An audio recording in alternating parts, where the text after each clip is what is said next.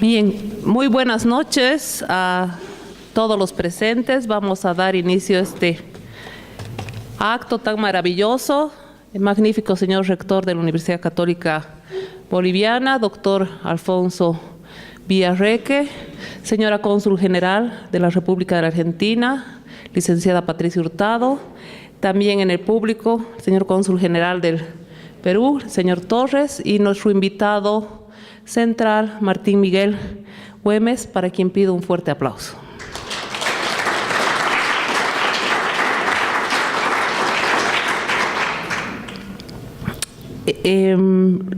Las escuelas y las universidades siempre leemos las historias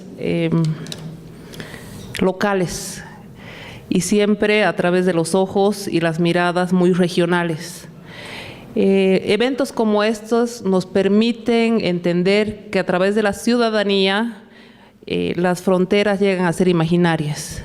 Más hoy en día con el desarrollo de las tecnologías y la integración que día a día a través de estas los ciudadanos van haciendo, sobrepasando muchas veces tratados y límites internacionales.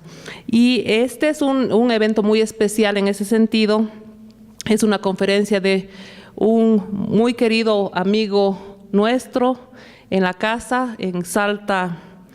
Al 2012 nos había recibido con el mismo cariño que espero que lo podamos recibir para preparar el bicentenario de lo que iba a ser el 2016 tan famoso en Salta y en Tucumán. Martín Miguel, con todo un grupo extraordinario de personas que además los llamamos los de la caballería gaucha, con mucho cariño, nos enseñaron algo que a mí me dejó perpleja justamente en la Asamblea Legislativa salteña. Se aparecieron los gauchos con sus caballos y nos decían, nosotros también somos de allá. Yo les decía, ¿de dónde? De allá. Cruzadita esa montaña, somos de allá. De Potosí, les decía, también. De Chuquisaca también, de Tarija también. Claro, porque el sur boliviano y el norte argentino en realidad fueron los que por 16 años, sin fronteras, todavía sin límites, habían batallado con un ejército de rebeldes donde no pasaba el mayor de 25 años y tenían en sus filas hasta niños de 8 y 10 años por un sueño que ellos habían llamado la libertad.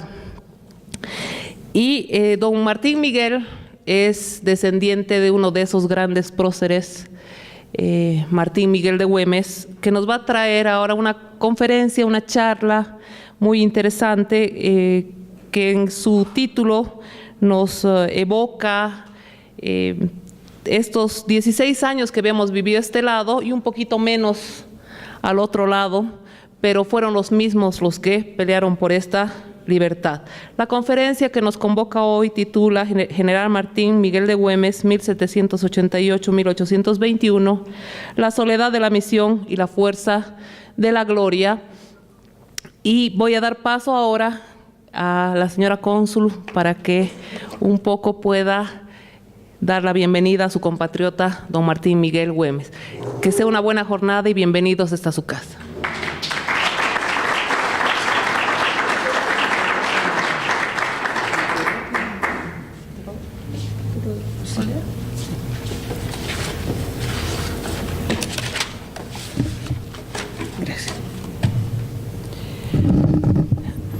Bueno, señor rector de la Universidad Católica en Cochabamba, señora directora de la carrera de Derecho de la Universidad Católica de Cochabamba, a nuestro invitado especial, al cónsul de Perú, bienvenidos a todos.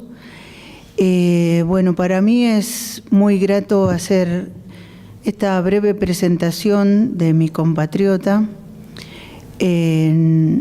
Siempre yo digo que los discursos así preparados y cuando viene un conferencista a este lugar y nosotros lo miramos y vemos que trae todas estas hojas, decimos, uy, qué insoportable.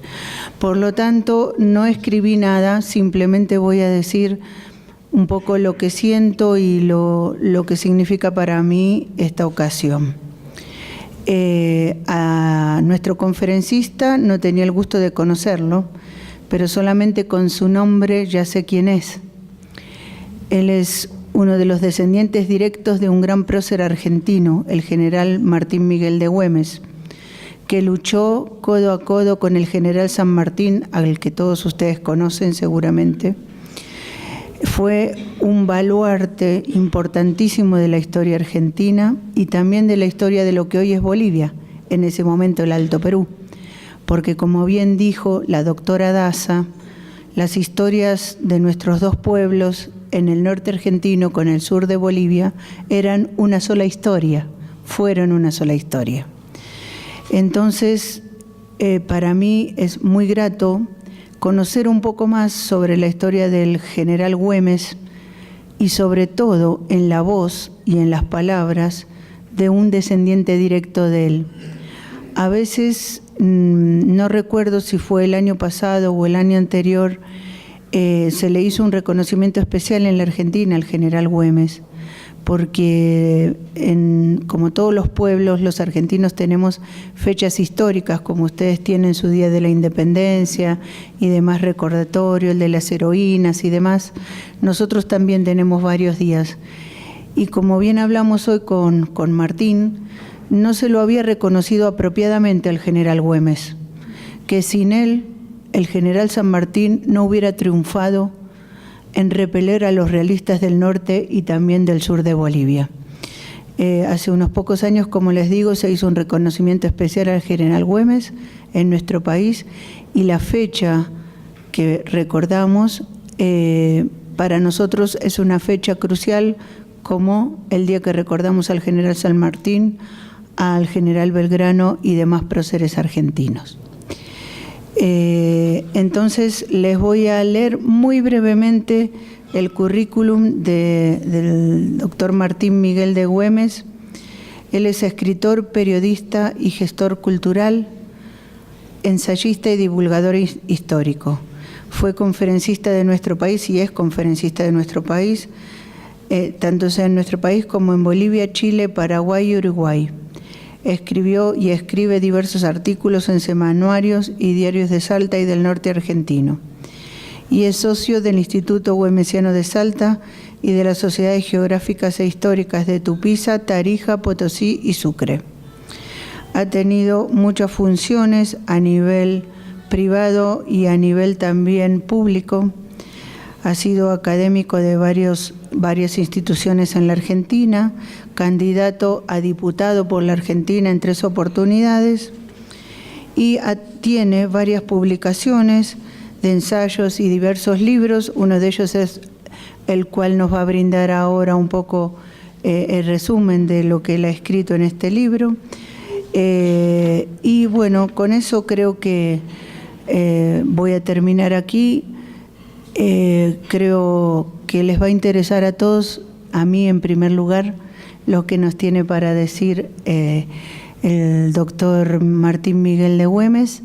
Así que los dejo con él y bueno, espero que todos podamos disfrutar algo tan importante que en muy pocas ocasiones podemos hacerlo, porque tenemos muchos historiadores, tanto en la Argentina como en Bolivia, pero es difícil encontrar a una persona que desciende directamente de un prócer nacional que ha luchado por la independencia de nuestros dos países, que él en persona nos explique qué pasó y quién fue su antecesor. Muchas gracias.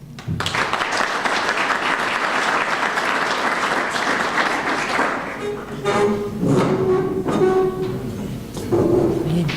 Sin más, por favor, lo invitamos a don Martín Miguel a que pueda pasar a dar su conferencia. Si quieren testera o prefieren.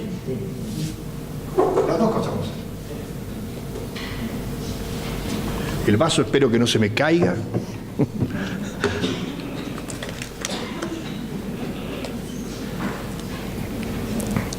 Bueno, buenas noches a todos. Les agradezco la presencia.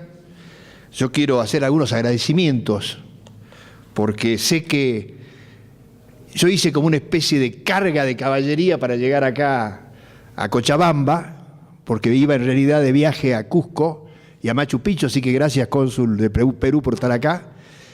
Pero un gran amigo, que es ex embajador argentino en Bolivia, Horacio Macedo, me contactó con el embajador argentino en Bolivia y con la señora cónsul, y ellos también coordinaron con una llamada que hice a un gran amigo que lamento profundamente que no esté acá, que es Ernesto Daza Rivero, pero su hija siguió la línea del gran guerrero de la independencia, Daza, que nos llevó también tu padre allá a Tucumán y Salta su libro, y allí pude conocerlos en una familia, en una comida que hicimos en el Club 20 de Febrero, recuerdo.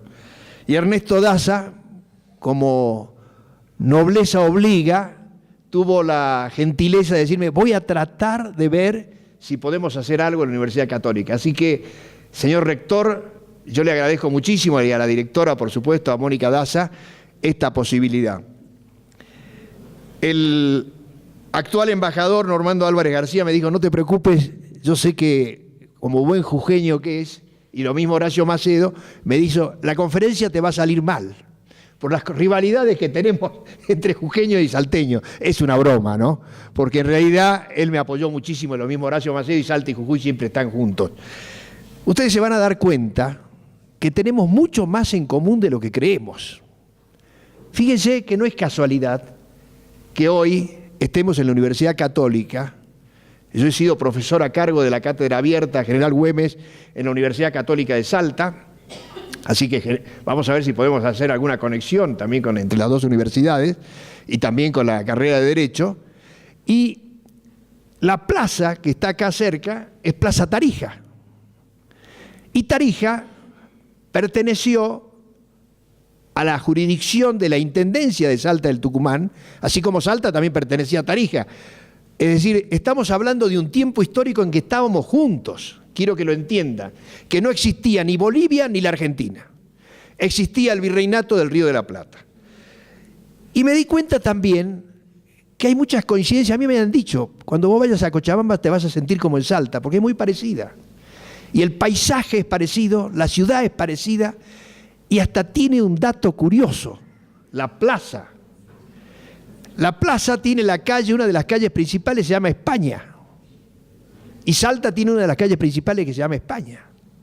La fundación de Tarija, que creo que se llamaba Villa de Oropesa antes, a raíz de los agustinos, yo estudié en el Colegio San Agustín, así que soy agustino, es por Francisco de Toledo. Fue el que aprobó la presencia de los agustinos en un monasterio. La fundación de Salta es obra estratégica de Francisco de Toledo. O sea que hay otra relación muy grande. Ustedes tienen al Cristo de la Concordia, qué lindo nombre, ¿eh? Qué lindo nombre para nuestra América, el Cristo de la Concordia. En estos días que he estado recorriendo se me empezó a revelar la necesidad que tenemos los suramericanos, dentro y fuera de nuestros países, de tender puentes de concordia, de crear la concordia suramericana y dentro de nuestros países la concordia nacional, porque estamos, parece, muy divididos. Consecuentemente hay que empezar a escuchar a nuestros próceres que buscaron la unidad. El otro tema que quería decirles es que me extraña, nosotros en Salta tenemos en la plaza principal de Salta no a Güemes, sino al brigadier general Juan Antonio Álvarez de Arenales, que fue gobernador de Cochabamba y fue el vencedor de la batalla de la Florida. Los porteños, querido Marcos Lolé, caminan por la calle Florida y no saben que la batalla se libró acá con gente de Cochabamba y que la batalla de Suipacha se libró al comando del capitán Martín Güemes, entre tarijeños, salteños y jujeños. Fíjense cómo no conocemos nuestra historia, en nuestras capitales no la conocemos. Eso es grave. Padecemos, creo que hay un oftalmólogo historiador acá, decía José Ortega y Gasset cuando vino al centenario del Congreso de Tucumán, y le preguntan si la Argentina era un país puber, joven, infante, digamos. Y Ortega y Gasset les dice, no, ustedes en Buenos Aires padecen de un error de óptica. No miran al norte, que tiene más de 400 años y no miran al Alto Perú, que tiene mucho más años y que estaban juntos.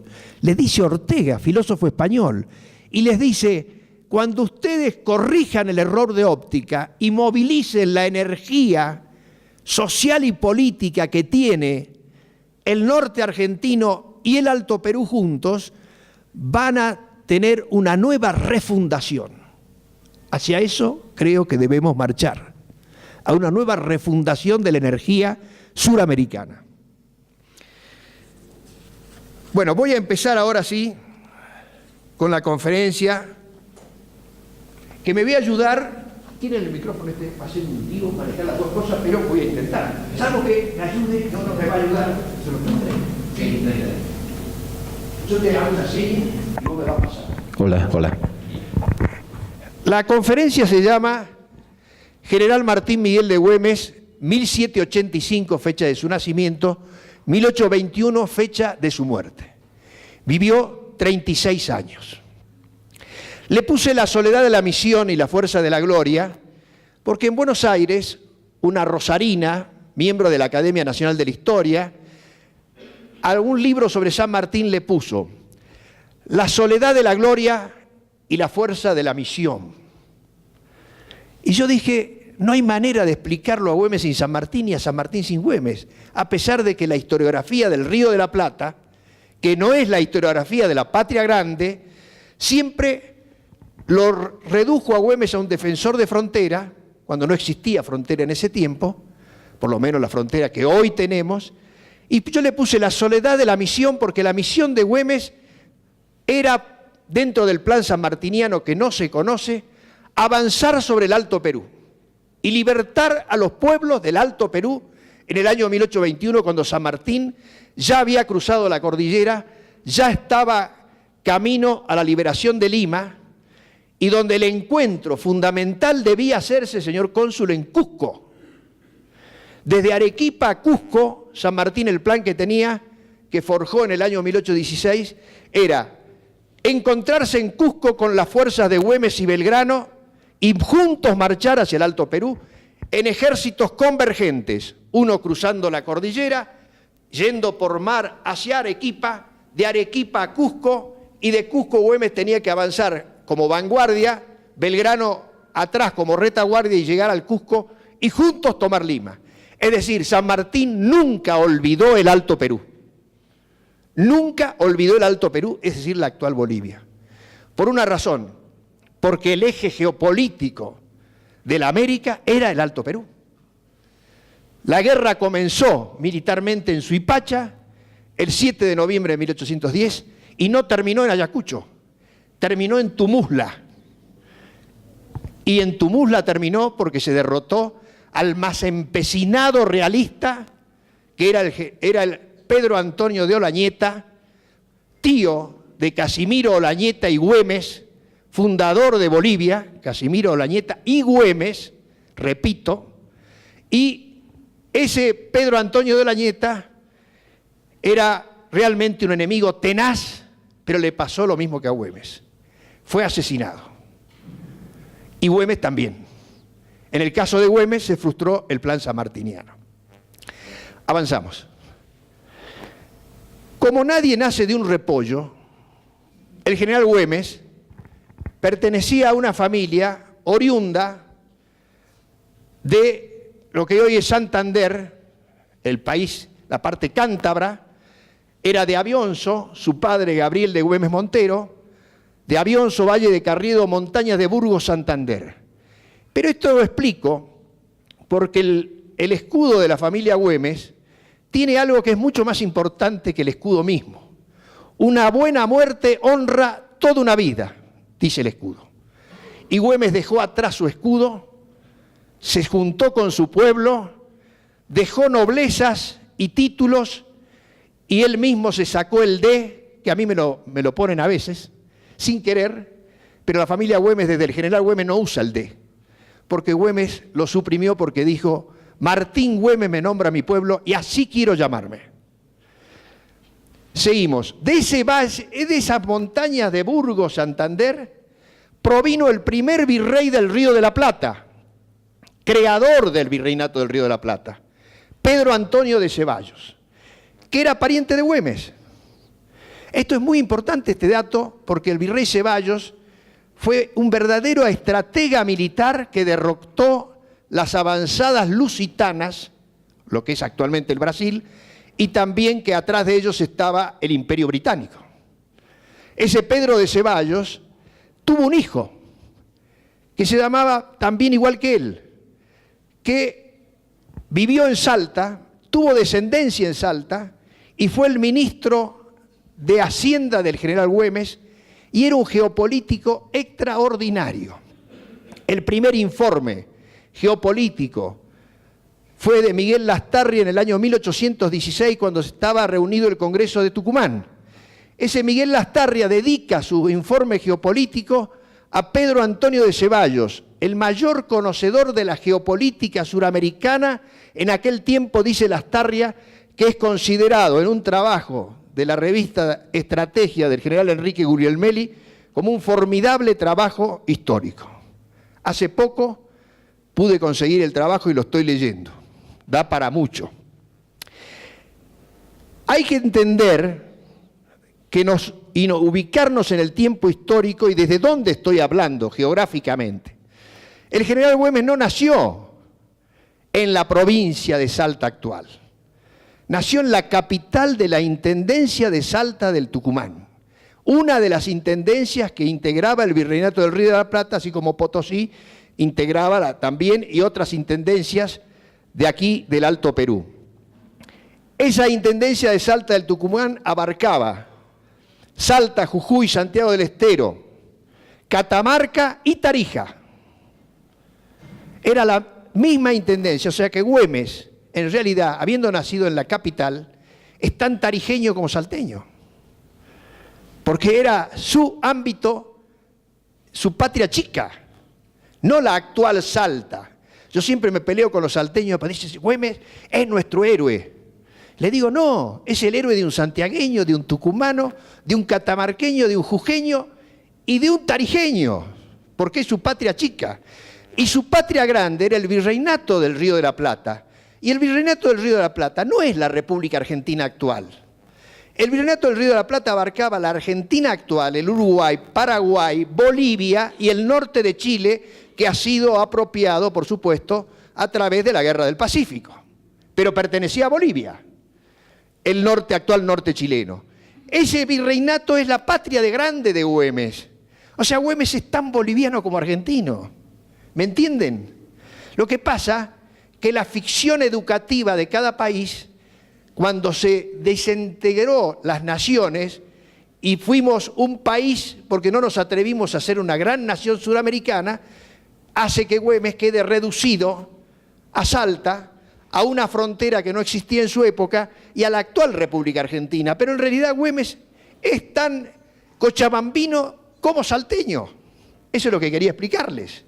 Porque en esa época era así, él pertenecía a su patria grande, que era el Virreinato del Río de la Plata, por la cual luchó que no se desintegrara.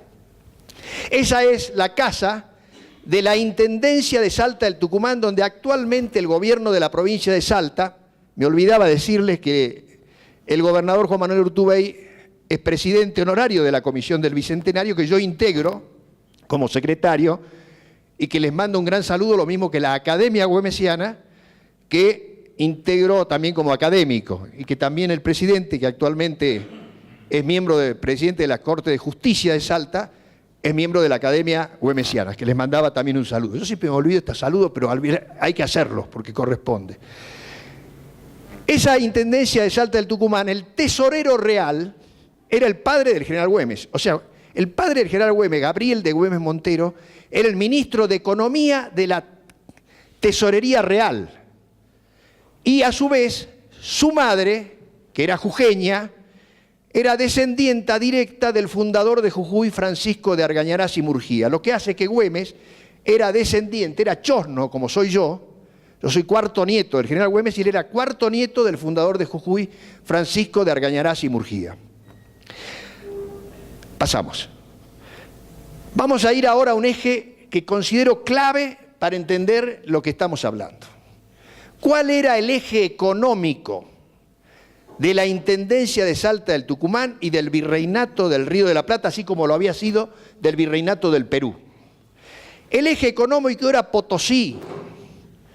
Potosí era la veta argentífera más importante que tuvo el planeta Tierra. Desde Potosí se pagaba todo el imperio español. Así como hoy en la Argentina estamos peleando por $1, cosa que es una contradicción tremenda, ¿no? En esa época se peleaba por un Potosí, valía un Potosí el peso plata. Y se decía que se podría haber hecho un puente de plata con la plata que se llevó a España y que permitió la industrialización europea, porque España no creó industria, pero sí las creó Inglaterra a través de Potosí, porque entraban a España y salían, porque Inglaterra le vendía sus productos fabriles, y otro puente de plata con todos los aborígenes que murieron en el Cerro de Plata de Potosí. ¿Ustedes saben cuál fue el primer proyecto de conquista americana del Imperio Británico? Es un informe de 1711 que dice, de un noble de la Cámara de los Lores, para humillar a España es clave separar el Cerro de Plata de Potosí, o sea, la plata del Alto Perú, del ganado de Buenos Aires y de la yerba mate del Paraguay. ¿Por qué?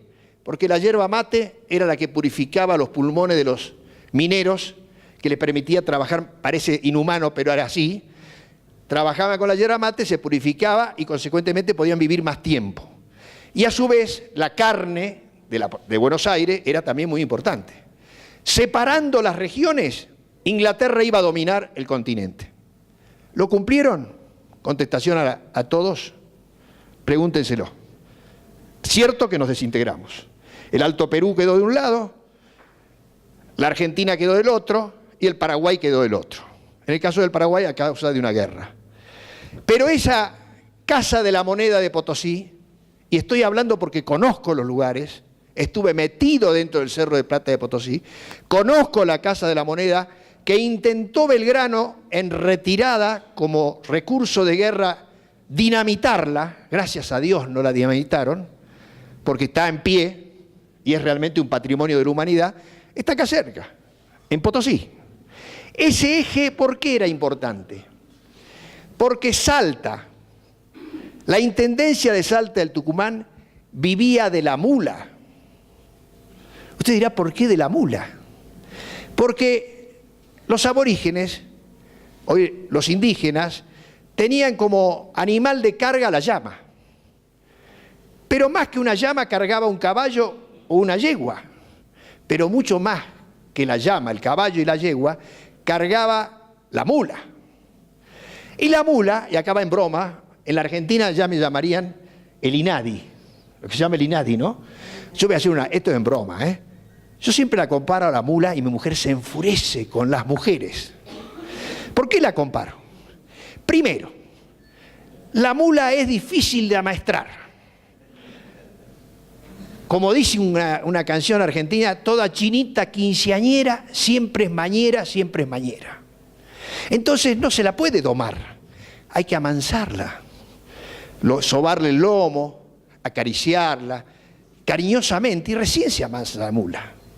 Una vez que la mula se amansa, la mula es un animal desconfiado. La mujer no es un animal, pero es desconfiada. El hombre somos ingenuos, siempre las mujeres nos conquistan a nosotros y nosotros no a ellas. El machismo cree que nosotros conquistamos mujeres, mentira, las mujeres son las que conquistan. Nos eligen. ¿Por qué? La cónsul ya me está queriendo, yo le pregunté hoy qué me iba a hacer de restricción y ya Güeme es rebelde, así que le mete para adelante, ¿no? Entonces, son desconfiadas porque no vuelven a pisar dos veces el mismo peligro. Si se casan con un marido mañero, no se vuelven a casar con un marido mañero, buscan otra cosa. Son inteligentes. Y tiene una cosa muy importante que en época de crisis es clave. En toda crisis la que carga con la casa son las mujeres. Los hombres siempre se van a tomarse un vino, a hablar con los amigos, a tratar de olvidar las penas, No, la mujer está en la casa, constante. Bueno, la mula es así.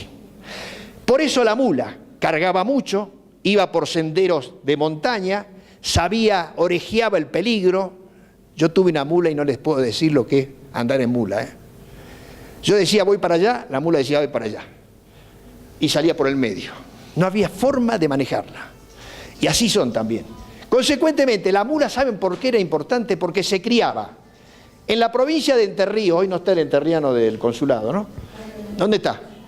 Por allá debe estar. Bueno, se criaban en Entre Ríos. En Santa Fe, allí había un gran príncipe de los gauchos, así lo bautizó un inglés que lo conoció, Candioti, el primer autónomo, gobernador autónomo de Santa Fe, junto con Güemes y José Javier Díaz en Córdoba. Cuando se dice autónomo es porque no obedecían a Buenos Aires. El pueblo de cada región decidió a ellos. Llegaban a Córdoba, pegaban una invernada. Llegaban a Salta, que tiene un valle que es distinto al valle de ustedes. Es un valle de 60 kilómetros de largo por 40 de ancho, muy fértil en pastos. Y sobre todo después de las lluvias de noviembre, diciembre, enero, febrero y marzo. En el mes de marzo en Salta había una feria de mulas, que lo cuenta con color corvo, en el Lazarillo de Ciegos Caminantes, que hizo un camino desde Salta a Lima, y va contando todo lo que ve, y va contando cuánto valía una mula en Entre Ríos, y cuánto valía una mula puesta en Potosí, pero cuánto valía en la feria de mulas de Salta. ¿Saben cuántas mulas se vendían en Salta en el mes de marzo? 60.000 mulas. Era la feria de mulas más grande del mundo, dice con color corvo. Y esas 60.000 mulas venían en recuas, conducidas por arrieros que llegaban hasta Potosí. Este dato de los arrieros es fundamental, porque Güemes siempre habló, nunca Güemes en sus cartas, documentos, hay una sola vez que hable, por supuesto de la Argentina no existe, y menos de salteños, siempre habla de americanos, y habla de patria grande. ¿Y por qué habla de eso? ¿Quién lo entendía? La vanguardia de los gauchos, que eran los arrieros. Porque los arrieros llegaban a Potosí, llegaban a Lima. Consecuentemente, ellos hacían un trote de Salta a Tarija, de Salta a Potosí, de Salta a Lima, y venían con toda la novedad e iban comunicándose con las otras regiones, y ese era el concepto de patria grande que tenían los gauchos que integraron la vanguardia de Güemes. Este es un dato interesante para ver cómo se relacionaban ellos. Avanzamos. Esa es la región donde se hizo la guerra gaucha, la guerra de milicias gauchas. Después les voy a explicar por qué. Era la región que abarcaba todo lo que es actualmente la provincia de Salta, Jujuy, hasta Tarija y hasta el Pacífico. Güemes gobernó sobre el Pacífico. Este es un dato que pocos conocen, pero gobernó sobre la actual zona de Antofagasta en manos chilenas, que es el puerto de Cobija. Seguimos adelante. Güemes fue un militar de carrera. Ese es otro de los temas, como Arenales. Son los dos grandes militares de carrera que tuvo San Martín a su lado. Y fue San Martín el que les dio los más altos cargos a ellos, y San Martín fue el militar más importante de la América del Sur, sin ninguna duda. Ni Bolívar se le comparaba, yo estoy diciendo en un lugar difícil de decirlo, en Bolivia, que lleva el nombre de Bolívar, porque Bolívar no era un militar de carrera como San Martín. Bolívar era un gran político y un genio político, a mi criterio. Pero San Martín era un militar. Y Juan Antonio Álvarez de Arenales, que merecería tener, no sé si tiene, en Cochabamba una estatua, o un busto, gobernó Cochabamba, venció en la Florida, combatió con San Martín en el Perú. Juan Antonio Álvarez de Arenales se instruyó en el regimiento fijo en España, porque él era español. Y Güemes se instruyó en el regimiento fijo en la actual Argentina, en Salta. Allí empezó su carrera militar a los 13 años, como Arenales lo empezó también a la misma edad, y San Martín la empezó a la misma edad. Y Güemes fue ascendiendo permanentemente en el campo de batalla, designado por el Estado Mayor. Yo tengo todo el informe del Estado Mayor del Ejército argentino, que centralizaba el archivo, así como hay varios militares también de Bolivia que están centralizados ahí. En ese tiempo, no olvidemos que estábamos juntos. Ascendió siempre en el campo de batalla y terminó siendo, a los 36 años, general en jefe del ejército de vanguardia sobre el Alto Perú, designado por San Martín. Después le voy a leer la designación para que conozcan el documento. Combatió, pasó a Buenos Aires y combatió en las invasiones inglesas, en la defensa y reconquista de Buenos Aires. Allí fue premiado por el rey y tomó un barco a caballo en el Río de la Plata. Ustedes dirán, ¿cómo va a tomar un barco a caballo? Está comprobado, el buque Justina, de 26 cañones, 120 hombres, estaba bombardeando la zona de actualmente del Retiro, Marcos, donde está la torre de los ingleses. Actualmente los ingleses nunca olvidan. Arriba hay una fragata, vela cuando vayas a Retiro. Cuando vayan a Retiro vayan a ver la fragata. Los ingleses regalaron la torre de los ingleses en Buenos Aires a los 100 años de la independencia. Pero lo hicieron de gusto ponerla en el mismo lugar donde Güemes tomó un barco a caballo. O sea, humilló a la flota británica. ¿Y por qué la humilló? Porque Güemes era un tipo de decisión rápida y de observación rápida. Cuando vio que el barco en el Río de la Plata quedó encallado ante una bajante súbita del Río de la Plata, ordenó a la tropa meterse a caballo en el río y lo tomaron al barco. La bandera del Justina es esa que está ahí, está en Santo Domingo, lo cuenta Gillespie, un oficial inglés, lo cuenta Pastor Obligado en sus tradiciones históricas, está en el Güemes documentado todo lo que fue la defensa y reconquista de Buenos Aires, y ahí fue ascendiendo. ¿Seguimos?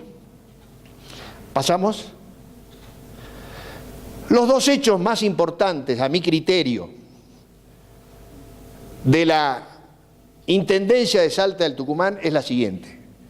Lo primero, hubo dos 25 de mayo. Uno en Chuquisaca y otro en Buenos Aires. Primero en Chuquisaca. Grito de libertad, primer grito de libertad en América. En ese grito de libertad en América, en Chuquisaca, estuvo el general Juan Antonio Álvarez de Arenales. Fue comandante de armas del levantamiento de Chuquisaca. O sea, conocía muy bien el Alto Perú, Arenales. Un hombre que yo respeto enormemente. Y fue sofocada y por consecuentemente también está el grito ya no de libertad, sino de independencia en La Paz. Tuve la oportunidad de estar ahora en la casa de Murillo, Pedro Antonio de Murillo. La tea que dejo encendida no se apagará jamás, dijo Murillo. Qué frase, ¿no? Qué fuerza. Esa es La Paz, en rebelión también, porque fue el primer grito de independencia suramericano. Y nosotros tenemos el 25 de mayo de 1810, que fue una revolución municipal incruenta, porque se hizo nada más que en Buenos Aires, y la discusión fue esa. Por eso Juan José Paso dijo, es la hermana mayor que lanza la revolución, y otros le cuestionaron diciendo, no, primero tienen que estar todos metidos. Pero no fue así. Y la única intendencia, capital de una intendencia que apoyó el 25 de mayo fue Salta, en un galope heroico de uno de los cabildantes que se llamaba Calixto Gauna, que en 7 días a galope llegó a Buenos Aires a avisar que Salta se prendía la revolución y volvió diciendo que lo había hecho. Eso fue fundamental porque si no Buenos Aires estaba aislada. Todo el Alto Perú había sido sofocado en sangre por Goyeneche. Todo la zona de la banda oriental, el actual Uruguay, también estaba siendo sofocada por el virrey Elío. Córdoba se había insurreccionado. O sea que si Salta no se levantaba a apoyar, la revolución era sofocada. El otro hecho es el 9 de julio de 1816. Acá hay que decir algo que es difícil decirlo en Argentina. No fue una declaración de independencia de la Argentina. El acta de independencia dice independencia de las Provincias Unidas de Sudamérica. Y allí participaron diputados del Alto Perú, de la actual Bolivia. Y el acta de independencia de Tucumán la escribió José Mariano Serrano, altoperuano que después escribió el acta de independencia de Bolivia, ya en el año 26, cuando ya había sido larga la guerra y largas las disensiones. O sea que esa declaración de independencia es de las Provincias Unidas de Sudamérica y ese es el mandato que tiene Güemes. Con ese mandato murió. La independencia de las Provincias Unidas de Sudamérica. Seguimos adelante. La primera batalla que se libra es Suipacha, 7 de noviembre de 1810. Esa batalla fue un choque de dos vanguardias. Yo estuve muchas veces en Suipacha, estudié el campo de batalla, sería largo detallarles cómo fue, pero es un hecho que fue tabú de la historiografía rioplatense, porque la batalla no la libró el ejército auxiliar al mando de Balcarce ni de Castelli. La batalla la libraron las tropas gauchas al mando del capitán Güemes, donde estaba el Moto Méndez de Tarija, entre fuerzas tarijeñas, jujeñas y salteñas.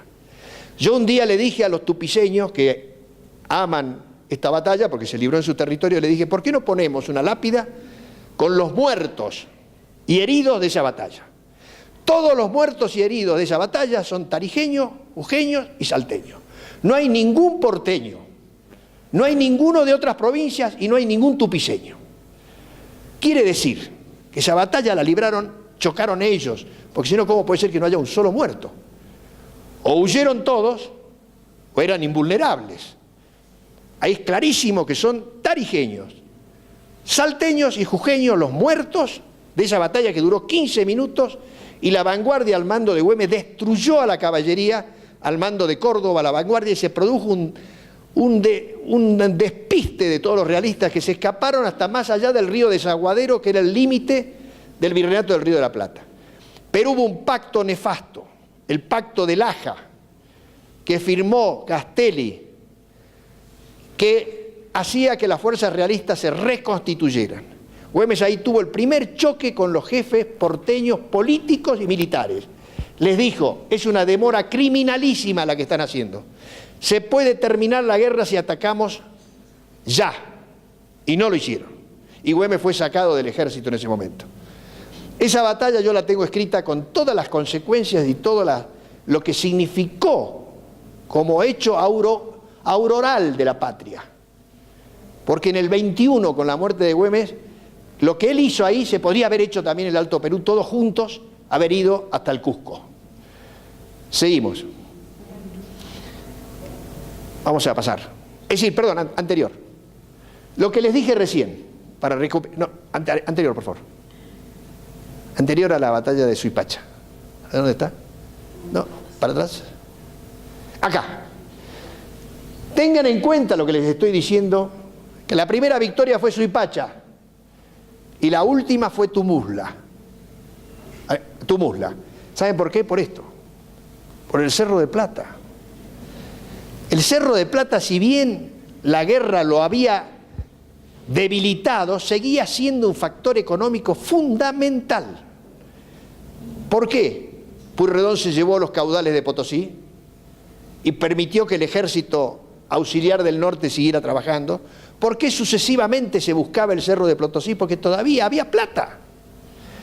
Si Güemes hubiera ocupado en el año 21 Potosí, monetizaba el ejército y, como dijo Bolívar, que no quiso entrar, si yo entro en Potosí, dijo Bolívar, con una palanca hago girar la esfera, porque hacía girar la esfera de la política mundial, por la importancia de Potosí. Y dijo Bolívar, y tengo el documento, que está escrito por Gabriel René Moreno en un libro que se llama Ayacucho y la prevaricación de Rivadavia. En ese libro Bolívar dice que hacía girar la esfera y que como se ventilaban intereses poderosos en esa zona, él no quería entrar. Los intereses poderosos eran el Imperio Británico, que le interesaba sobremanera la minería del Potosí, y que después del 25, terminada la independencia, sucesivos enviados de la corona vinieron a ver cuánto había de plata en Bolivia. Pero eso es para que lo estudiemos más profundamente, pero hay muchos libros sobre ese tema. Seguimos adelante. Estas son las Provincias Unidas, que recién les dije, donde estaba todo esto, y este es el campo de batalla de Salta y Jujuy. Seguimos avanzando. No me voy a detener, salvo en tres cosas, el aspecto militar de Güemes. Él rechazó desde 1816, cuando el director supremo Pueyrredón le encomendó la protección de las provincias de arriba y el mandato como jefe de la vanguardia, rechazó 5 invasiones realistas sobre el territorio de Salta y Jujuy. 5 invasiones con los ejércitos que a partir de 1814, cuando volvió Fernando VII a la corona de España, fueron los ejércitos más profesionales que llegaron a América. Porque los ejércitos que tuvo que combatir Belgrano, que tuvo que combatir el Alto Perú, las guerrillas del Alto Perú, las republiquetas hasta 1816, era una guerra civil, era entre americanos. Simplemente con esto se los demuestro. El jefe del ejército contra Belgrano era Tristán, que era nacido en Arequipa, y que había estudiado con Belgrano en España, y que eran hasta parientes. Era una guerra civil. Por eso Belgrano, después de la batalla de Salta, perdonó a todo el ejército para contrarrestar lo que había hecho Castelli en el Alto Perú con una política jacobina, sin burguesía, diría yo, política jacobina de atacar la religión, las iglesias, las costumbres que tenía el Alto Perú.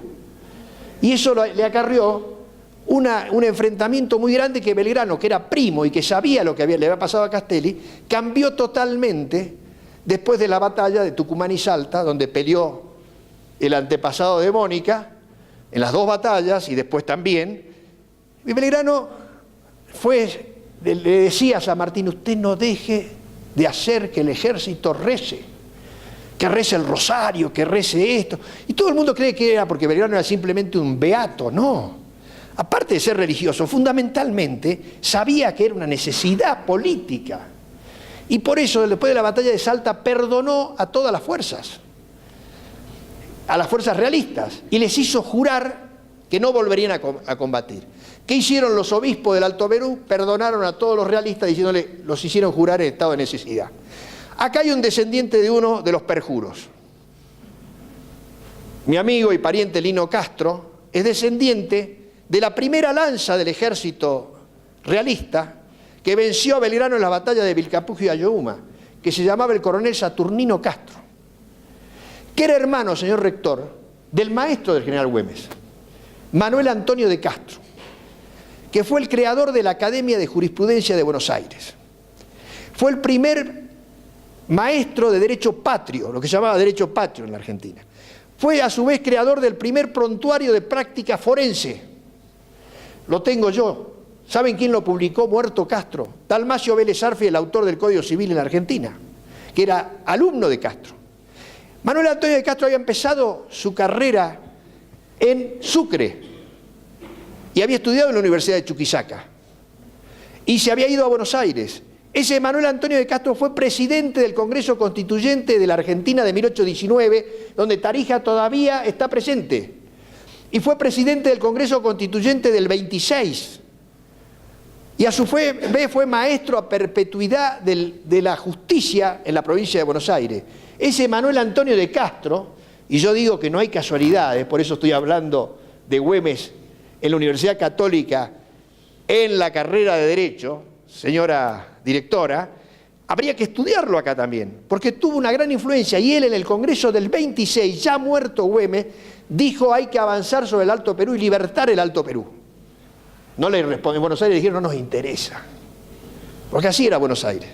No tenía la menor idea de la geopolítica, salvo la geopolítica del Río de la Plata, relacionada con el Imperio Británico, cuyo maestro histórico fue Bartolomé Mitre, presidente de la República. Por eso minimizó todo el Alto Perú, a pesar de que creó, dicen, el Colegio Militar en Bolivia, pero minimizó toda la historia esta grande que les estoy contando, de unidad. Bueno, ese Manuel Antonio de Castro es una figura fundamental para entender el pensamiento de Güemes. Y él fue el que convenció a su hermano Saturnino que se pasara a las fuerzas patrias. Y la revolución que Saturnino Castro, porque murió patriota Saturnino Castro, el pariente de mi amigo, se había iniciado en el Cusco, porque él era jefe de un regimiento del Cusco. Lo traicionaron y lo mataron, lo fusilaron en Moralla. ¿Ustedes saben dónde queda Moralla? Moralla está de La Quiaca 30 kilómetros, metida al costado. Ahí murió Saturnino Castro y Arenales, en Moralla. Yo estuve en Moralla y sé dónde y lo desenterraron a Juan Antonio de Alba de Arenales, y lo reconocieron por los hachazos que le habían dado en una batalla. Yo tengo la foto del cráneo, me lo dio la familia, de Arenales, que vive en Salta, que son los Uriburu, estaba ahí. Y Saturnino murió ahí. ¿Quién estuvo a su lado? Fue Michosno, padre de Rosaura Castro y Sancetenea, la mujer del hijo del general Güemes, que se habían casado, y que no lo fusilaron a él, Pedro Antonio, porque era muy chico. Y Castro, en el Congreso del 26, y esto es para los argentinos y todos, dijo en el Congreso del 26, yo vengo de una guerra civil, donde mi hermano murió peleando, del otro lado y también del bando patriota. Y como vengo de una guerra civil y sé el dolor que causa, los llamo a construir, lo digo en términos míos, un puente de concordia. Es para hoy, lo que dijo Castro. Y escribió un libro que se llama Desgracias de la Patria y Formas de Salvarla. Y dijo, toda democracia debe tener una fuerza de patriotismo. Sin fuerza de patriotismo, la democracia muere, no tiene fuego interno. Y al no tener fuego interno, se prende de la democracia la corrupción. Un amigo historiador me dijo una vez, aprendete de memoria lo que dijeron los próceres, San Martín, Belgrano, Güemes, Bolívar, porque va a llegar un tiempo en que los vivos estarán muertos y los muertos vivos. 5 invasiones realistas, un ejército de fuerzas militares, militarizadas de gauchos, de caballería, que componían casi 6.000 hombres. Tengo acá en mi libro toda la descripción de cómo eran los escuadrones de caballería, las fábricas de pólvora y fundamentalmente lo que tenía Güemes, que fue un estratega tremendo, fue la información. Él manejaba un servicio de espionaje extraordinario desde Tarija hasta Salta. Entraban las fuerzas realistas, los gauchos eran analfabetos, pero como usaban, al igual que en la Biblia, las reglas mnemotécnicas, de memoria, el gaucho tenía una mente rápida y los chiquitos incluso le decían, entraron, general, enseguida, tantos, con tales fuerzas, con tales otras, y Güemes tenía información perfecta de todas las fuerzas que entraban. Esa información que él manejaba una notebook, yo la encontré a la notebook. Nadie se había percatado que en el Museo de Salta estaba el escritorio del general Güemes. ¿Y saben cómo era el escritorio? Era un escritorio de madera, con tintero para la pluma, porque así se escribía, que se ataba en el caballo. Como él había formado sus fuerzas militares como fuerzas corsarias, igual que las marinas, porque había aprendido de Bouchard, con el cual vino, organizó las tropas con jefes, oficiales y soldados o fuerzas gauchas que tenían instrucciones de nunca entablar combate si no tenían superioridad, de conocer el terreno y actuar con los pueblos con gran cariño para que se plegaran a la revolución. Esas eran las instrucciones de Güemes, pero él estaba permanentemente de un lado para el otro. Y desde el caballo le mandaba a sus jefes corsarios las instrucciones correspondientes. Mitre, que fue lo denostó a Güemes, decía Güemes no tenía estado de sus fuerzas nada más que lo que sobre el lomo del caballo escribía. Pero no decía que el lomo del caballo era un escritorio armado por él. Y no decía que en el Estado Mayor él escondió el estado de resultado de las fuerzas de Güemes, porque era un historiador bastante mentiroso. Y lo voy a decir por qué.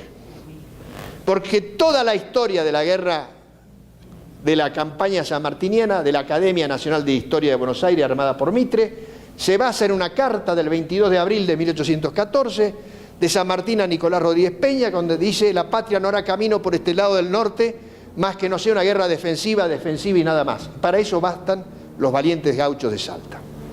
El coronel Héctor Piccinali, en una revista de historia militar de la Argentina, demostró que esa carta es apócrifa, que no existe, que la escribió por trasunto de familia, de memoria, Vicente Fidel López, y demostró que el 22 de abril de 1814 San Martín no pensaba construir un ejército para cruzar a Mendoza, porque y cruzar a Chile, digo, la cordillera, porque Chile estaba en manos de fuerzas patriotas, sería ridículo cruzar ahí. Y Luis Güemes, en su obra Güemes documentado, demostró que el mismo 22 de abril San Martín le envía a Güemes, jefe de la vanguardia del Ejército del Norte, que avance sobre el Alto Perú. ¿Por qué no avanza el grueso del ejército? Porque San Martín se enferma, se cree que envenenado y se tiene que retirar a Córdoba, a Saldán. Hasta Paz creó el infundio de que San Martín había inventado la enfermedad. Está demostrado que no, por un montón de cosas. Seguimos avanzando. Seguimos avanzando. Bueno, este es el mapa de lo que tendría que haber sido la guerra, cómo fue el plan combinado y cómo esas 5 invasiones realistas que se derrotaron con ejércitos de 5.000 hombres y más. La invasión del año 17 al mando de la Serna tuvo casi 6.000 hombres, fueron derrotados. La Serna vino con todo el orgullo de haber combatido contra Napoleón y contra Bolívar y dice, no serán los rotosos gauchos de Salta los que me paren, porque Pezuela le había advertido la guerra de recursos que le hacía Güemes. Y entonces le dice, cuidado con esos gauchos, nos han hecho una guerra perjudicial de miles de batallas y grandes combates. Y la Serna dice, ¿cómo van a atreverse a mí, a mi ejército, que combatió? En 60 días estoy en Buenos Aires. En 60 días, menos, en 45 días, después de haber ocupado Salta y Jujuy y Salta, y haberse librado 40 combates y miles de escaramuzas, volvía por la quebrada de Humahuacas al Alto Perú con la mitad de su ejército, todos los demás muertos, y sin provisiones. Y así sucesivamente fue derrotando 5 invasiones realistas que permitieron en ese año 17 el cruce de los Andes y la libertad de Chile. Lo dijo San Martín en una carta a Güemes, que tenemos en el archivo de la familia Güemes, que le comunica a Güemes el triunfo.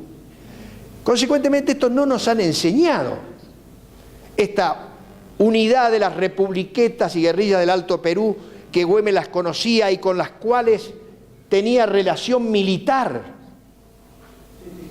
con Lanza, con Juana Zurduy, que la nombró coronel Güemes a pedido a Belgrano, con Aniceto Padilla, con Camargo, que Güemes cuando lo matan dice, yo le dije a Camargo que no librara esta batalla porque le iban a derrotar en una carta de Güemes. Y así con el Moto Méndez, pero sobre todo con Uriondo, que era el gobernador de Tarija. Bueno, 5 invasiones derrotadas. Terminamos, vamos a ir terminando. Adelante, adelante, adelante. Bueno, esta es la mujer de Güemes, Michosna, Carmen Puch, que se casó cuando Güemes fue designado gobernador autónomo de Salta en el año 1815, se casó con ella, tuvo 3 hijos, el mayor se llamaba Martín María del Milagro, porque nació un 15 de septiembre, el Día del Señor y la Virgen del Milagro, que llegaron a Lima, y de allí en Lomo de Bula a Salta, que es el Señor de los Temblores, parecido al que tienen en Perú, que hace 400 años que se sigue en Salta recordando esa procesión, que van 600.000 personas a la procesión del Milagro, y Güemes le puso Martín María del Milagro, su primer hijo, que después fue gobernador de Salta. A mi tatarabuelo le puso Luis, y a uno Ignacio, que murió muy chiquito a causa de la persecución que libraron contra la familia, murió. O sea que la descendencia de Güemes es de 2 hijos. Cuando murió Güemes, el mayor tenía 5 años, el menor tenía 3. Y al año de la muerte de Güemes murió Carmen, o sea que los hijos quedaron huérfanos. Y los que los protegieron fueron los gauchos en el monte, porque la sociedad de Salta, de Jujuy y de Tucumán se había dividido entre los pudientes, que habían sacrificado su dinero en la guerra en esas 5 invasiones, y que Güemes pedía contribuciones por la ley como gobernador, porque lo pedía por ley, pero lo lograba, y fundamentalmente un sector criollo muy importante, entre los cuales estaban los Gorriti, estaban los Puch, y estaban otras familias, y otras muchas familias en contra de Güemes, que le hicieron una revolución también. Consecuentemente, por eso los muertos Güemes, los chicos son protegidos por los gauchos para que no los maten también, en el odio de clase que se había despertado en la sociedad de Salta a raíz de esta guerra. entre todos aquellos que querían patria sin gastar y teniendo que gastar renunciaban a la patria. Seguimos adelante. Güemes tuvo una gran fe religiosa, se lo digo, señor rector. Este es el justo juez, él llevaba siempre en el pecho. Está en la Catedral de Salta, donado por la familia. La familia no se quedó con nada. Uniformes, todo y hasta tierras, 360 hectáreas a 7 kilómetros de Salta, fueron donadas por el doctor Adolfo Güemes, gobernador radical de la provincia de Salta, para que allí se hiciera una escuela agrícola para que los descendientes de los gauchos tuvieran una igualdad de oportunidades en la vida. Era de los políticos que no sacaba, sino que entregaba. ¿De qué año? Año 1922-1924. Y después de 1930, que luchó contra la revolución de Uriburu, pasó preso a Ushuaia. El doctor Adolfo Güemes, nieto del general Güemes, hermano de mi bisabuelo. Seguimos adelante. Esta es la casa, que la única propiedad que compró Güemes, que es la chacra del Carmen, le puso por su esposa, y esta es la fotografía de los dos hijos. Martín María del Milagro, la de izquierda, mi tatarabuelo Luis, el de la derecha. Seguimos adelante. Esta es la única fotografía de un gaucho. Y conservamos el sargento Masmani, que peleó en Tarija, Jujuy y Salta. Llegó a ser sargento. Y fíjense la ironía y la pena de todo esto. Nosotros en la familia conservamos todas las ramas de la familia en una fotografía de él. Porque en Rosario de la Frontera, ya siendo viejito, mi bisabuelo, Martín Miguel, que tenía una finca ahí en Obando, en Rosario de la Frontera, lo encontró pidiendo limosna en el mercado. Y cuando se encontró con él le preguntó quién era. Entonces mi bisabuelo le dijo Martín Miguel Güemes, pues se llama igual que el general Güemes. No somos muy originales, yo también me llamo igual, mi hijo se llama igual, mi nieto se llama igual. Entonces viene y le dice Masmani, yo peleé con el general Güemes. Y se emocionaron, se abrazaron, llorando, y mi bisabuelo se lo llevó al campo y allí murió en el campo, protegido por él. Pero esto le pasó a muchos en la Guerra de Independencia, como pasó en Malvinas, en nuestra Argentina, que los soldados y oficiales son olvidados también, con toda una guerra que podemos hacer mil críticas, pero que fue realmente una guerra suramericana. Seguimos adelante. Seguimos adelante. Hay un caso, un hecho que yo quiero marcar, y si están aburridos me levantan la mano y termino, pero les quiero marcar. El general Güemes fue incorruptible. Está probado en documentos, en tradiciones. Rechazó siempre los pedidos que le hacían para que abandone la guerra.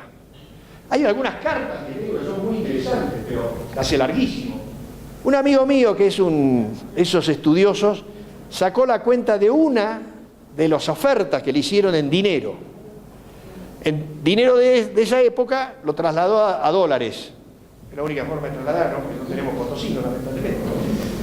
48 millones de dólares le ofrecieron a Güemes y lo rechazó. No quiero favores con perjuicio de mi país. Este ha de ser libre a pesar del mundo entero.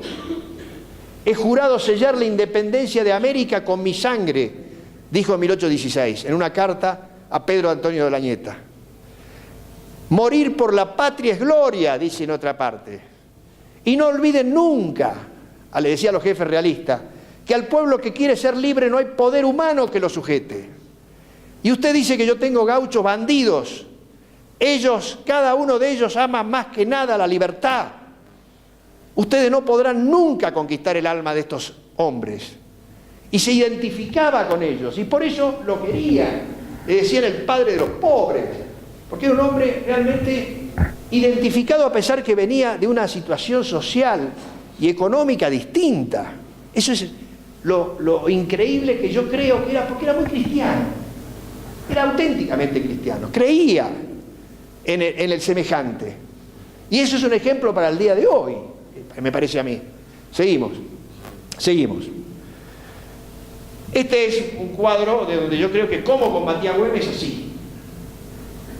Los guardamontes, chicos, ¿no? De estos guardamontes de desfile enorme, con el sombrero de chapeado, como le dicen, y al frente de su tropa. ¿Seguimos? Yo creo que Güemes era un poco poeta. Escribía muy bien. Su maestro había sido, como les digo, Manuel Antonio de Castro, pero en las cartas habla de Platón, habla de Aristóteles, habla de Séneca, habla de Cicerón. O sea que tiene una formación clásica. Pero yo creo que fundamentalmente poética. Tocaba la guitarra, cantaba, componía y a su vez, fíjense cómo definía la revolución. La revolución es un vidrio delgado que a cualquier viento de la historia se quiebra. Eso es poético. Cuando se dirige al presidente, al director en ese momento, le dice, y escuchen a hoy, ¿no? Separe de su lado todo hombre interesado y egoísta, que no debe mezclar las obras máximas de desinterés y de gloria con lo espurio del vil interés.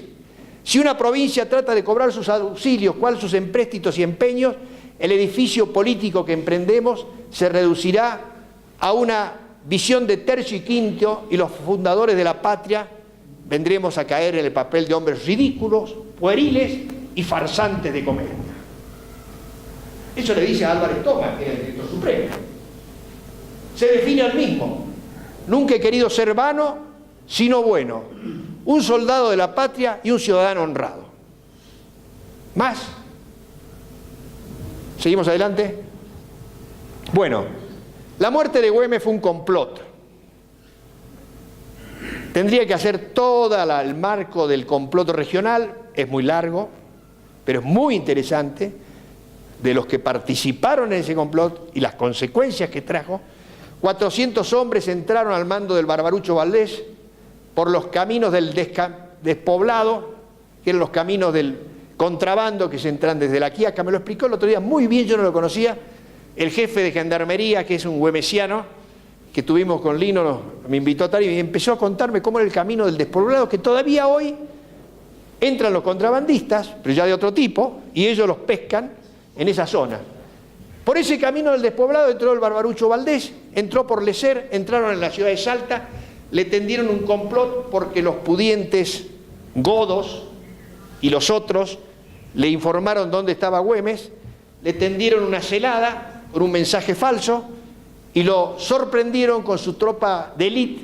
Hay memorias, hay un trabajo del jefe de la guardia que dice cómo fue la celada. Ahí están las memorias de Dionisio Puig, que las escribió en Lima. La primera biografía de Güemes se escribió en Lima, en 1847. Y esa celada, Güemes no quiso escaparse, como le dijo Macacha a su hermana, escapate por la puerta falsa, no quiso dejar su tropa, se enfrentó a 400 hombres con 40, logró escapar a pesar de todo, saltando por arriba de unas fuerzas de infantería, pero a los 10 días, en medio del monte, murió y se frustró el plan sanmartiniano de libertad continental. Yo tengo un poema, que con esto voy a terminar, pasamos. Esta es la zona donde él murió, esa es la finca de la Cruz, que ahora está reconstituida totalmente. Seguimos. Ese es el cuadro de Alice de la muerte de Güemes. Él, al último momento, Olañeta, sin saber, que tomó la ciudad de Salta, el jefe realista, sin saber que Güemes estaba herido de muerte, le mandó 2 emisarios con un pliego cerrado, ofreciéndole médico, porque Güemes había mandado su médico, Joseph Redhat, con Belgrano. El médico que estuvo al lado de Belgrano en junio del 20, un año antes, que se había quedado por allá. Y Güemes se reincorpora con la herida, que fue una gangrena que le tomó todo el cuerpo, pero estaba lúcido mentalmente, pero con unos dolores tremendos después del balazo que le pegaron cuando cruzó por arriba de las fuerzas de infantería con una pistola a quemarropa en la parte del glúteo, lo que prueba que a traición de alguna manera fue. Se incorporó en el catre, leyó. Cuando leyó la proposición de Olañeta, no sabían los oficiales que llevaban esa proposición, lo llamó al coronel Witt, que fue su segundo, un militar nacido en Estrasburgo, que había peleado con Napoleón, un gran militar, y le dice: coronel Witt, jure delante de estos señores que si yo muero no quedará un realista en tierra americana. Y después, a poco tiempo, a los 3 días, muere en medio del monte. Seguimos. Este es un cuadro que tenemos en la familia de la muerte de Güemes, del mismo cuadro de Alice, que está en Salta. Seguimos adelante, ese es el coronel Vitt. Seguimos adelante. Este es otro cuadro donde le hace jurar a Vitt. Seguimos. Esta es la capilla del Chamical que él hizo edificar siendo gobernador de Salta y ahí estuvo enterrado. Y este es el monumento a Güemes que tenemos en Salta, que se inauguró en el año 1931. Un poeta salteño, Juan Carlos Dávalos, que tenía lanzas cruzadas, porque era descendiente del último gobernador realista de Salta, pero a su vez de una hermana del general Güemes, que conocía los pormenores de la muerte de Güemes, escribió este poema que yo con esto voy a dar por terminada la conferencia. Ante tu pedestal de roca viva, oteas cauteloso el horizonte, cóndor que acechas desde tu alto monte del enemigo una señal furtiva. Vendrá esta vez del norte el godo artero, cual tantas otras, pero no de día. Vendrá en la noche, lloviznosa y fría, en que un Judas te vende por dinero. Padre salteño, por la espalda herido, huyendo, desangrándote, en la oscura senda del Chamical no quiero verte, sino aquí, ya de vuelta del olvido, viva, plasmada en bronce, la figura con que tu gloria triunfa de la muerte.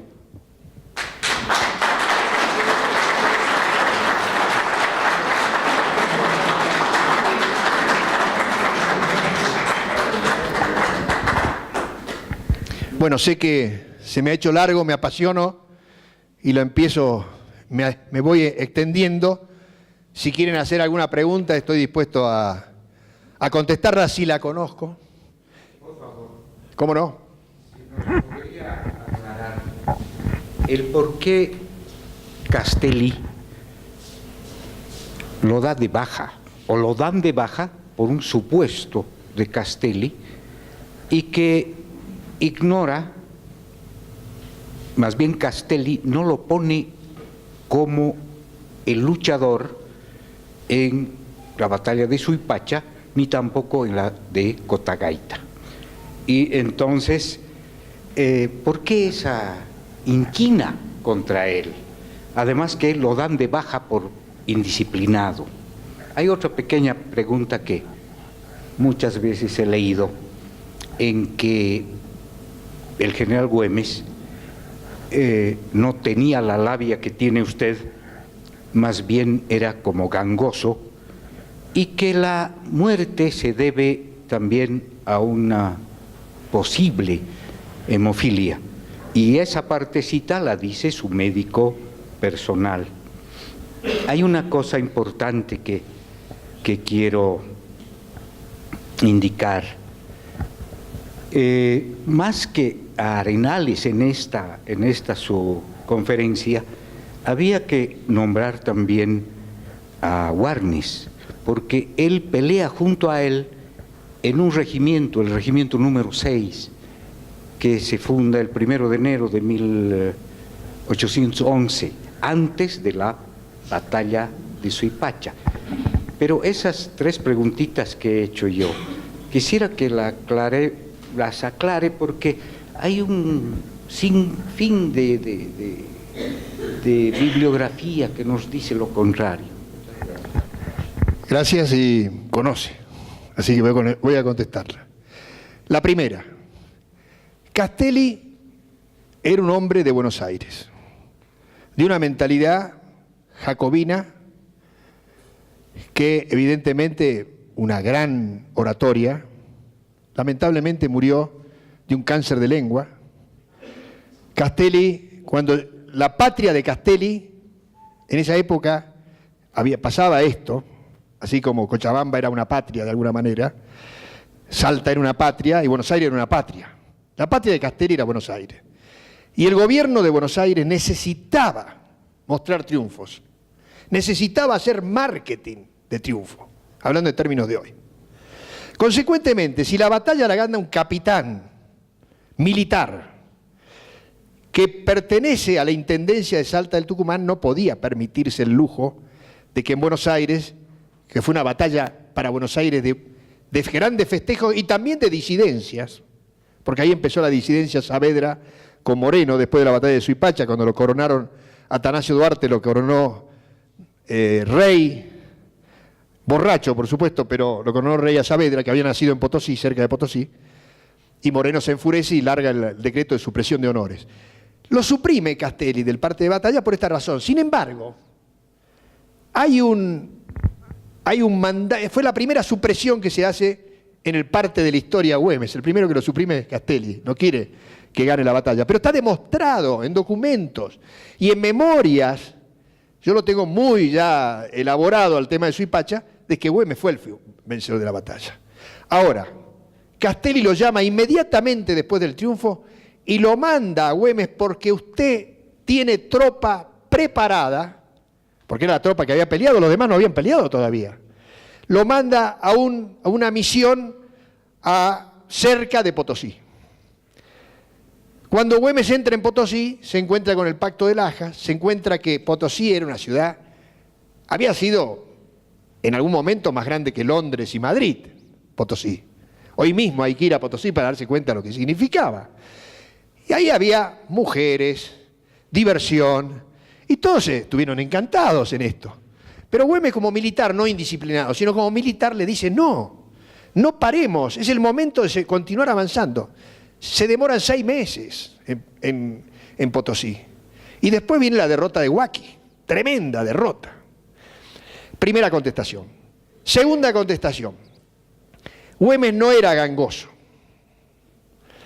Yo lo descubrí, eso lo dice el general José María Paz. Yo en mi libro, en el segundo libro mío, Belgrano y San Martín en el Norte, La Guerra Gaucha, 1812-1814, demuestro la envidia retrospectiva que le tenía el general Paz a Güemes. Por una razón. Esto, Marco, siempre habrás escuchado. Los militares argentinos dicen que el general Paz fue un estratega genial militar. Sin embargo, no dicen que Paz no ganó una sola batalla en la Guerra de Independencia. Ni una. Es más, siempre actuó de subalterno. Y es más, Güemes le llevaba apenas 3 años, así que no es la edad lo que influía. Consecuentemente, Paz había escuchado que Güemes ganaba a Suipacha y Mitre mismo cuenta que Paz quería llegar a Suipacha para lucirse y resulta que llegó tarde y lo cargaron. Eso fue tremendo para Paz. Tiene un montón de estas cosas. Y lo de gangoso, yo lo descubrí en el diccionario de regionalismo de Salta. ¿Sabe qué quería decir antiguamente la palabra gangoso en Salta? El que se esconde y sorprende desde el monte. Paz escuchó que Güemes era gangoso y dijo, le falta la campanilla, y le metió eso para que diga, hablaba así. No, era gangoso porque el pueblo había dicho, es gangoso, aparece y sorprende a las fuerzas enemigas. Esta es una interpretación que yo hice en mi trabajo y que está basada en el diccionarismo de regionalismo de Salta. Tenía una enorme envidia. Paz dice que Güemes entró lujosamente en Potosí. Es verdad, Güemes vestía lujosamente. Estaba acostumbrado a vestir lujosamente. Yo tengo una parte del uniforme con hilos de oro. Tenía 2 uniformes de húsar, uno blanco y uno azul con alamares de oro porque él se lo había traído Bit. Le gustaba vestir muy bien después de la batalla. Y Paz, que era cordobés y que había ciertas competencias entre la aristocracia cordobesa y la aristocracia salteña, tenía ciertas broncas con este militar que triunfaba y descollaba y él no. Eso lo de gangoso. Y después lo de hemofílico es ridículo. Se cae por su propio peso si piensan simplemente con sentido común. ¿Cómo un hemofílico puede durar 10.000 días en el monte después de un balazo de esa época? Si Güemes hubiera vivido después de la Primera Guerra Mundial, con la penicilina se salva del balazo. Pero tuvo 10 días agonizando. Un hemofílico muere en 1 hora. Yo tengo un amigo hemofílico con el cual hemos andado mucho a caballo y él me contaba, yo no puedo galopar porque se me amoratan las piernas, me empiezan a hacer... Y él tomaba medicamentos, te estoy hablando de hace 40 años. Hoy tiene unos medicamentos bárbaros, pero los hemofílicos no tienen posibilidad. Y después, la mujer es la que transmite el hemofilia. En la familia Güemes nunca hubo un hemofílico. Así que se lo contesto terminantemente, no. Ni gangoso ni hemofílico. Y por otra parte, orador, pero ¿cómo no puede ser orador un hombre que conquista el corazón del pueblo? Después, antes de la batalla de Puesto Grande del Marqués, hay una proclama espectacular que Güemes sobre el caballo le hace a los 1000 gauchos que van a sorprender en Puesto Grande del Marqués, cerca de La Quiaca, a las fuerzas, y va a abrir el Alto Perú nuevamente, cortando de un tajo las combinaciones traidoras que se estaban librando en Buenos Aires y también en el mismo ejército de Rondó. Él dice: hombres todos, patriotas, enemigos y neutrales, escuchad la verdad y el clamor de la naturaleza. Patriotas, tened la confianza de que vuestros brazos fuertes e incorruptibles os darán la libertad que deseáis y la seguridad que anheláis. Secuaces de los tiranos, vuestra soberbia os precipita. Advertid cómo a las 18 provincias de la América del Sur que sacuden la opresión no las podrá ultrajar vuestra impotencia, ni serán duraderas las tramoyas y seducciones de que os valéis. Y así, antes de la batalla, antes del amanecer, cuando más oscura es la noche, como dice Atahualpa Yupanqui, 1000 gauchos en el corazón de la Puna, de donde viene mi amigo Lino, en Abrapampa, empezaron a subir los gauchos, sorprendieron gracias a un aborigen que se llamaba Diego Cala, que lo fusilaron por indio en 1816, le informa a Güemes dónde están las tropas y Güemes ordena la carga de caballería sobre las tropas, los 300 hombres que estaban acampados con fusiles y todo. Yo me imagino ese galope de 1000 gauchos en la Puna a las 5 de la mañana. ¿Ustedes escucharon un galope de 20 caballos? Es tremendo el ruido que se produce y el miedo que produce. Los destrozó. Abrió el Alto Perú y cortó de un nudo el pacto que estaba haciendo Martín Rodríguez después de la sorpresa del Terajar con el jefe realista. ¿Qué hace Martín Rodríguez? Igual que Castelli. Terminada la batalla, Güemes triunfante, Castelli le dice: desmovilicen los gauchos. Estos son bandidos. Y Güemes le dice: no toque a mis gauchos, que por ellos hasta con mi padre me peleo. ¿Y cómo se atreve a usted, le dice Martín Rodríguez, a hablarme a mí, comandante de gauchos? Desmereciéndolo. Y Güemes le contesta de una manera que casi se fueron, por supuesto, a un lance, porque le dijo: usted que robó en el Alto Perú y que yo lo tuve que requisar y encontré todas las cosas que se traía, ¿me va a hablar a mí de comandante de gauchos? Sí, soy comandante de gauchos, pero honrado, no como usted. Le contesto la otra pregunta. ¿Está? Bueno, muchas gracias. Creo que llegó el momento, señora directora, de hacer entrega de mi libro a algunos de los que han participado. No traje más, lamentablemente me quedé sin libros. Yo quiero entregarle al señor rector, doctor Alfonso Vía Reque, ¿no es cierto? En agradecimiento por su invitación a disertar en tan digna institución con estilo.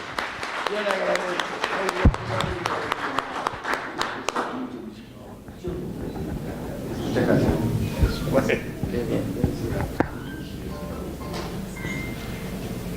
La segunda entrega a la cónsul, ya puedo decir mi estimada amiga Patricia Edith Hurtado,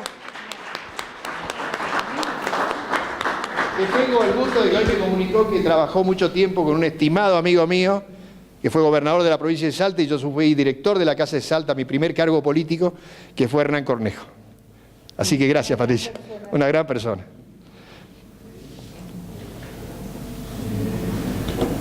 A mi estimada amiga, yo ya voy a decir pariente de la independencia, Mónica Daza, por el esfuerzo.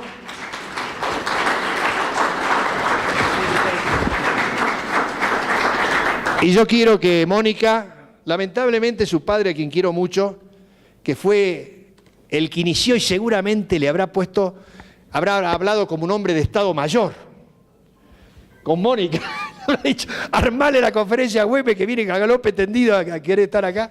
Quiero que le lleves a Ernesto Daza, compatriota y amigo, este libro. Muchas gracias. Gracias. Y me queda alguien que hoy recordé que es amigo, fue amigo de estimados historiadores y políticos que yo he querido en la Argentina, Marcos Lole, Muchas gracias. Muchas gracias por tu...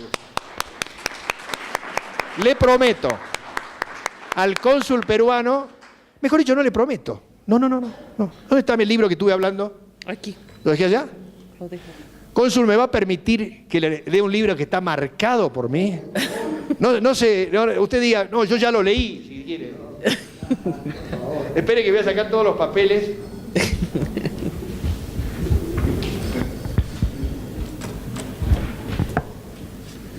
Este libro tiene la particularidad, señor cónsul, tiene una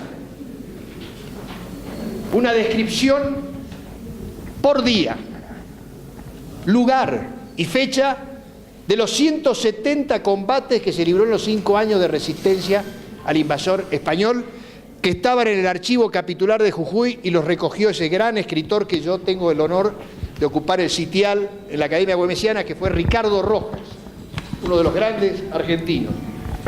Está el plan sanmartiniano, también documentado, y bueno, algo de todo lo que dije, así que se lo entrego con mucho gusto. Muchísimas gracias. Y sobre todo, porque no lo dije, en el Congreso de Tucumán, ante la vuelta de Fernando VII, Manuel Belgrano propuso una monarquía constitucional temperada, y tómenlo en la época por si hay opositores de una cosa u otra, una monarquía constitucional temperada en cabeza de un inca. Ese inca se llamaba Juan Bautista Tupac Amaru, que estaba preso en Ceuta, 40 años, era hermano de José Gabriel, que había sido ajusticiado en Cusco.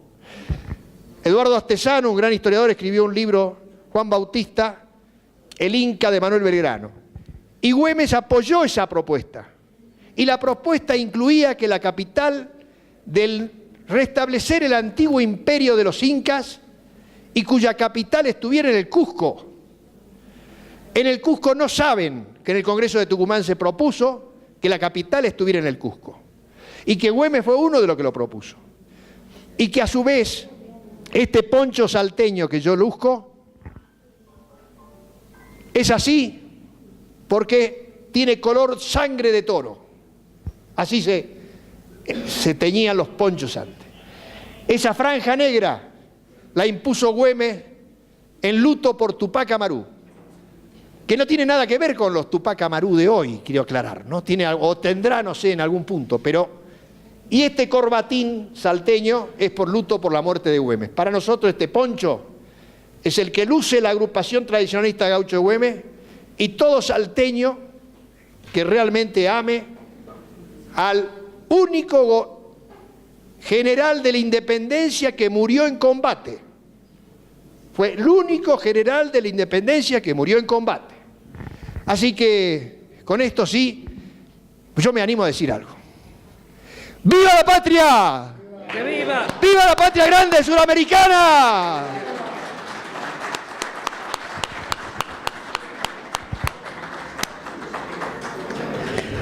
Bien, en agradecimiento y retribución por semejante conferencia que hemos tenido, muchas gracias, querido Martín Miguel.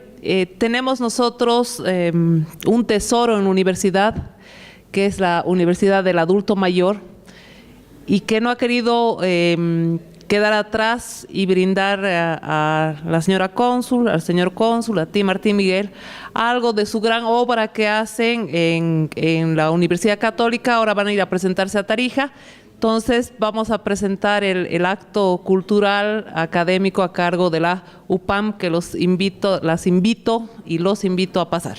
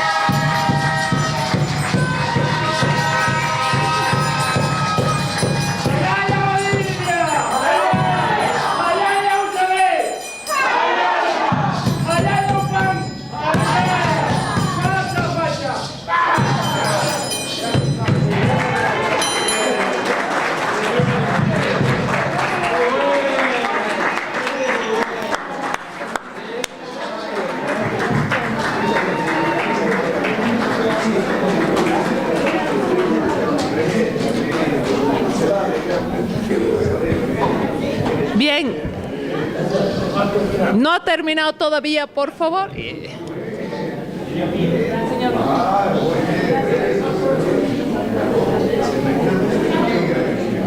Bien, para cerrar el acto, las palabras de nuestro magnífico señor rector regional.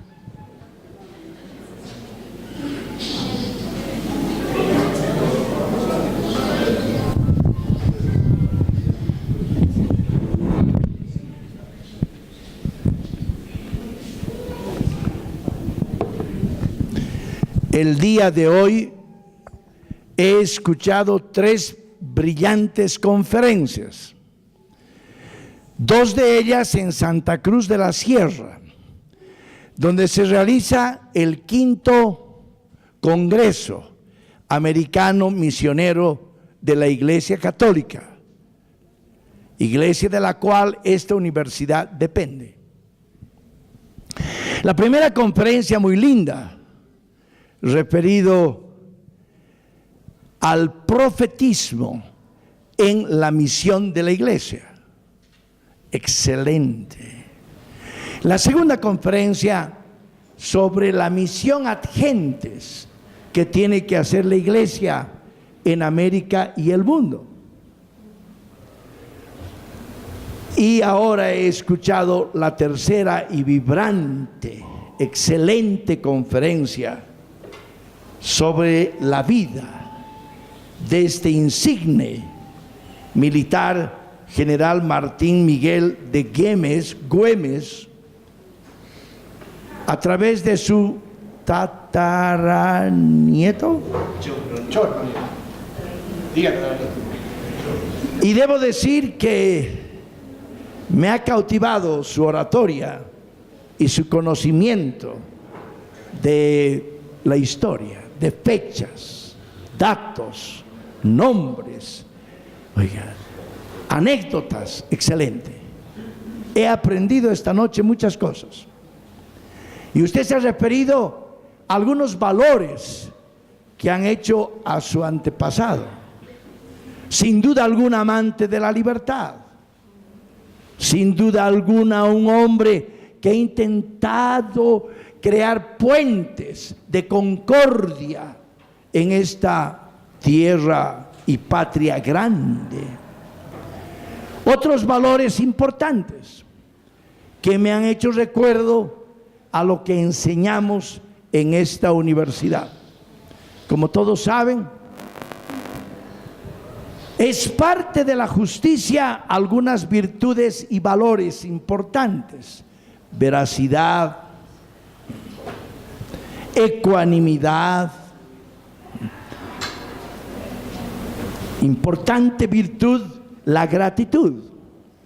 Y el gran Tomás de Aquino habla de la gratitud en muchos sentidos, especialmente 2: la gratitud filial y la gratitud patriótica, de donde nace el auténtico patriotismo, que es el amor a la patria donde uno ha nacido. Y esta noche he recordado todo ello a través de las palabras de nuestro querido amigo, quien será invitado a esta universidad a disertar sobre temas que tenemos que conocer, y queremos aprovechar su sapiencia. Martín Miguel de Güemes. Amigas y amigos, yo quiero agradecer a nuestra directora de la carrera de Derecho, quien me habló antes de viajar a Santa Cruz y me dijo: ¿sabe qué? El viernes 13 de julio usted no puede no estar en este acto que estamos ahora celebrando, que estamos gozando, en el que estamos participando. Yo debía recién volver mañana, pero he dicho sí, vale la pena. Además me ha dicho, va a conocer a la flamante cónsul de la Argentina, Patricia Hurtado. Y entonces es una grata ocasión. Se me ha dicho que recién ha llegado que está como 1 mes y medio recién en nuestra noble Cochabamba. Y entonces yo quiero pedir a ustedes un aplauso, por favor, de bienvenida a nuestra clase.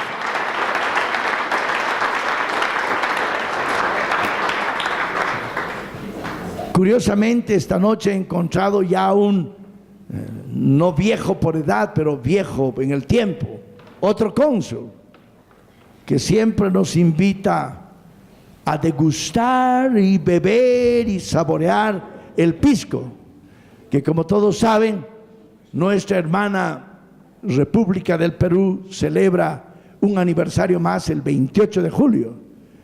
Y mi querido amigo José Luis Torres nos ha invitado el 27 a degustar de este pisco verdadero, el pisco peruano. Y entonces me ha complacido encontrar a este hombre esta noche y queremos agradecer su presencia con otro aplauso, por favor.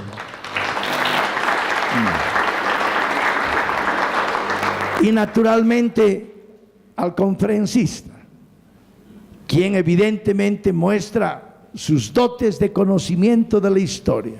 Qué lindo. Y la manera en que los expresa. Es más, parece ser un hombre amante del arte bello, como es la poesía. ¡Qué maravilla! Y cuando yo estuve aplaudiendo y un poquito cantando con el ballet de la UPAM, se me aproximó para decirme, también parece que usted canta. Y es verdad. Es cuestión de tener una guitarra y así es. Bueno, amigas y amigos, una noche muy hermosa. Dale,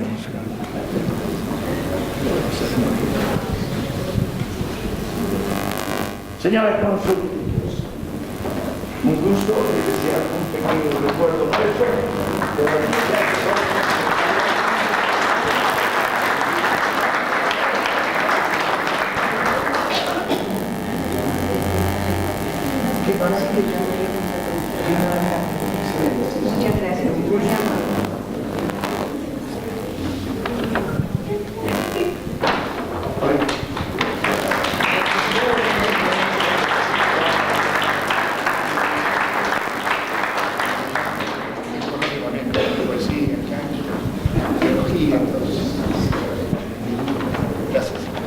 Muchas gracias.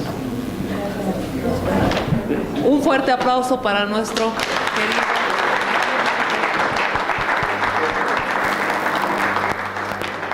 Muchas gracias por su presencia. Con esto concluimos y los invitamos a todos, por favor, a pasar al vino de honor que vamos a dar en esta ocasión. Al fotógrafo, sí, una foto. Gracias.